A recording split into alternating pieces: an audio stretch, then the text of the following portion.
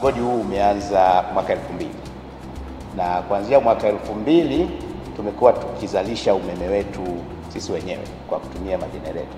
Mwanzoni tukizalisha kwa kutumia Rolls Royce engines ambazo ziko kwenye kituo cha zamani, na baadaye kuanzia mwaka 2007 engines hizi zilikuwa obsolete na tukalazimika kufanya uwekezaji mwingine. Tukafunga engines zingine za Wärtsilä pale juu ambazo zina uwezo wa kutupatia megawati 40 mpaka sasa.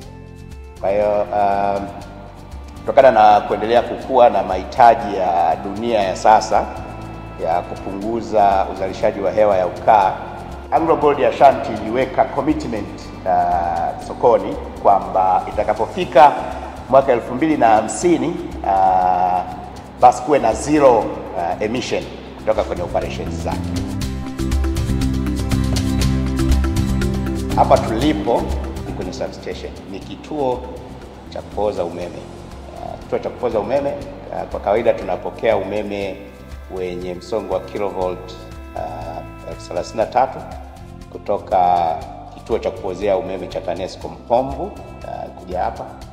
Kifika kwenye kituo hichi tunaupoza umeme huo kutoka kwenye msongo wa kilovolt 33 tunaupeleka kwenye msongo wa volt 1011 ambayo ndio matumizi yetu hapa ndani. Umeme tunaopokea hapa tunaupokea katika muundo wa double circuit, kwa maana ya kwamba tuwe na reliability kubwa.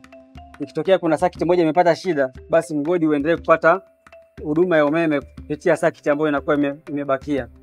Kwa hiyo tumenufaika sehemu kubwa na huu mradi, hasa ukizingatia kwenye upunguzaji wa gharama za uzalishaji umeme, mara baada tu ya kwamba tukiwa tunaendelea kutumia umeme huu wa TANESCO kwa asilimia zote.